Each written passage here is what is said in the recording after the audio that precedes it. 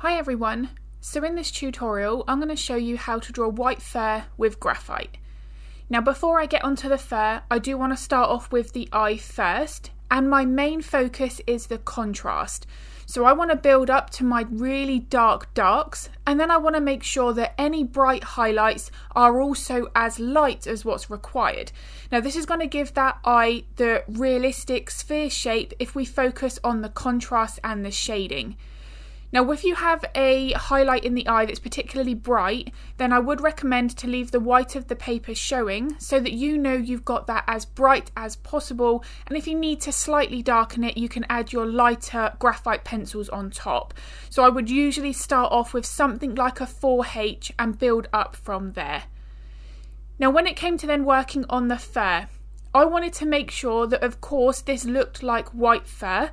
And the biggest tip at this stage is white fur is never truly white. Now I created this for a real-time tutorial available on my Patreon channel, so it's there from start to finish. There are no parts sped up or cut out. You do get the reference photo, line art and full material list. And with that tutorial I also provide a tonal swatch.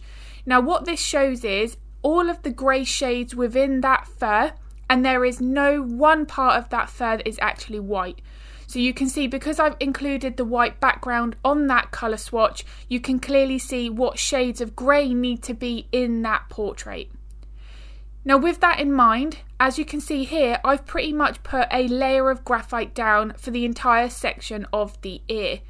Now there are a few things that I want to focus on for this tutorial, and it's not just about the white fur. I do have to make sure that I'm still focusing on my pencil technique and that I'm getting the textures of the fur correct. Now I chose this little white dog because there were a few different fur textures. The body, the fur there is quite a bit shorter, but everything on the face is much softer and significantly longer. So I thought this would give me an opportunity to show my Patreon members how to draw different types of fur texture in one portrait. Now although I mentioned that I have put graphite down over the entire ear, if there was a particularly bright section of white fur, then just like with the highlight in the eye, I would be tempted to leave more of that paper exposed, and then I can build up my graphite gradually. But you can see here that I have to make sure that I am using a range of techniques. So I'm using different pencils to get my darker or lighter shades, and then I'm using a subtraction technique with my different erasers. Now as I go through this tutorial you'll see the different options that I use for that, because each eraser is going to give a slightly different look. The important thing with this fur texture when you're trying to get something that's soft is you want to avoid harsh edges. So you can see my shadows and those dark sections within the ear, they are not harsh. It's not like the edge of the eye that I'm currently working on.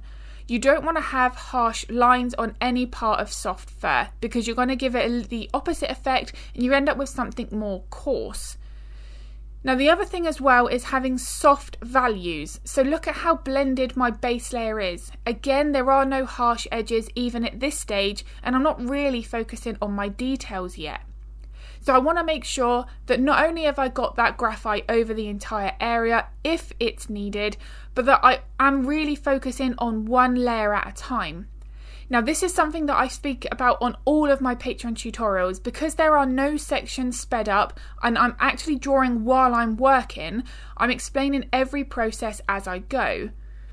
Now I think it makes it easier to follow along to see exactly how to create a specific pencil stroke or fur texture, a specific detail.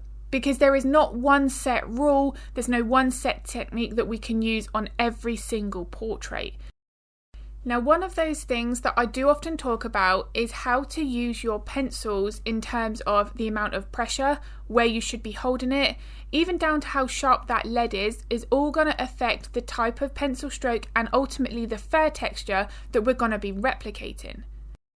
Now one of the questions that I'm asked is, why do I work in small sections? Now for me personally, I find that I'm a lot more effective and efficient with how I'm working. So I could easily leave this at this current stage for the day and then go back to it the next day, and because it's already looking like that reference photo, I'm going to be far more motivated to pick those pencils back up and carry on. If I do one solid layer at a time, it tends to stay a little bit more at that ugly stage for too long, and I find that it can be a little disheartening. So I want to avoid that. I want to be enjoying what I'm drawing, so this just works for me in breaking this up into small, manageable chunks.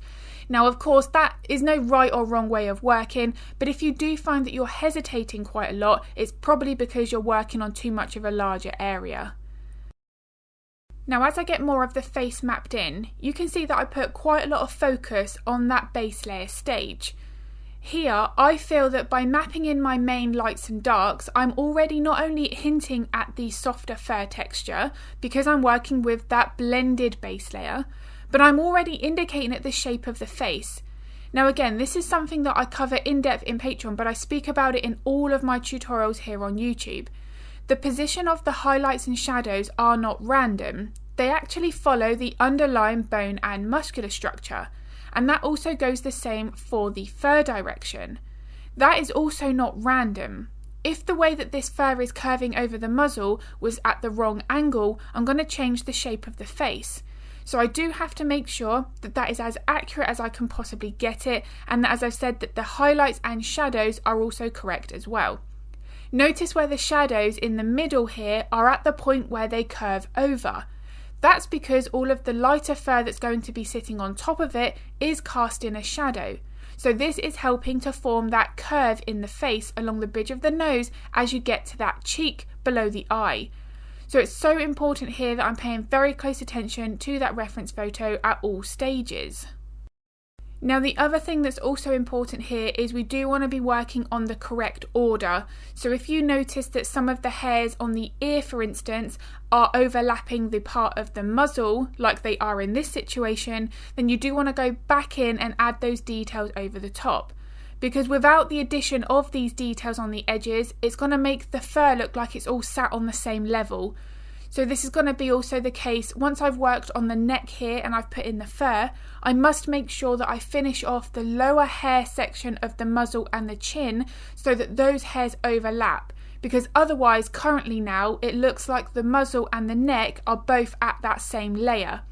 We want to make sure that that face looks like it's coming closer to the viewer, because that's naturally how that would be. By overlapping those details over the top of the neck, that's going to push the neck back. But I can't do that yet until I've got the neck completed. So this is always something that I'm thinking about at every single stage. So before I move on to much more of the body, if this video has been useful so far, I would really appreciate it if you could give it a like and a thumbs up, because it makes a huge difference to my channel. I also upload 2 to 3 videos to YouTube every week, so if you would like to get notified of that content, then hit the subscribe and the bell button. So when it comes to working on this part of the body, you can really now see how all of the details are going to be overlapping that background. But when it comes to this, we don't want to add dark details to make the white hairs visible.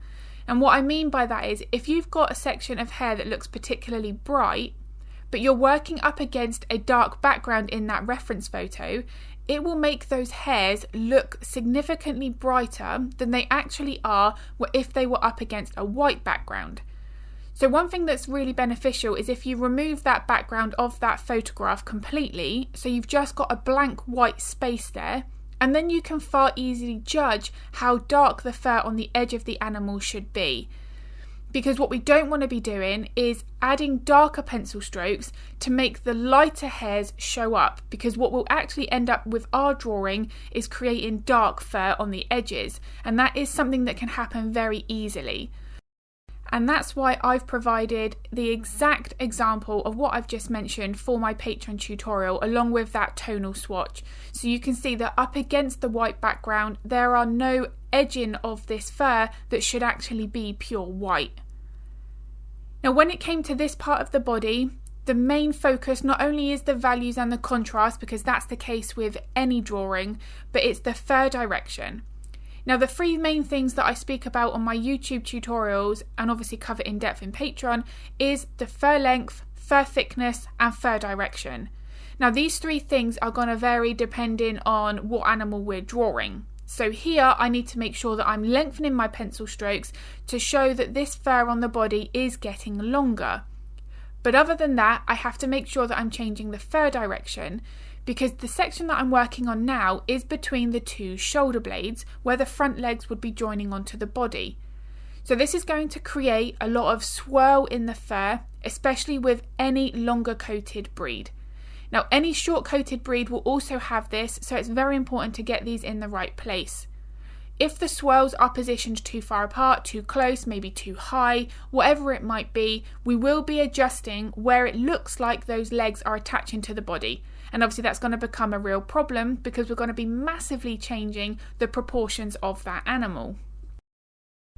Now, because there are a lot of fur directional changes here, this one area of the body is going to become quite challenging if we overthink the process.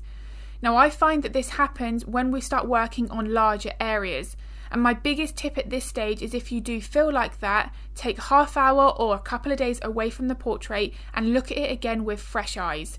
Don't ever rush through this last stage, because quite often when we get to the last section of a portrait, we don't realise it at the time, but we start working faster because we know we're getting to the end of that portrait. Now, when I personally feel like that, that's when I'll have a half-hour break. I'll go do something else, maybe go up to my horses or something like that, and then I'll come back and I'll finish off that portrait when I know I'm not going to rush through those last stages. So I do hope that this video has been useful. At this stage, as you can see, I'm just refining everything, adding those few final touches, and those few moments do make a real difference to the end portrait. And here is a photograph of my finished portrait, my white fur in graphite up against that white paper. You can clearly see here that there are no bright parts of that paper showing through. One thing I do want to mention is, of course, this is going to vary depending on the photograph, but for 99% of the time, unless your photo is overexposed, you're not going to actually be required to leave the white of the paper. The white fur will show up against a truly white paper. Because of course with some graphite papers it can have a slight tone to it, so that's something to also be aware of. So I do really hope that this video has been useful. If you've got any art related questions, feel free to pop them in the comments below, because I'm more than happy to help if I can. And if you are interested in watching the real-time tutorial or potentially drawing along to this, then I will link my Patreon in the description below. As always, thank you so much for watching.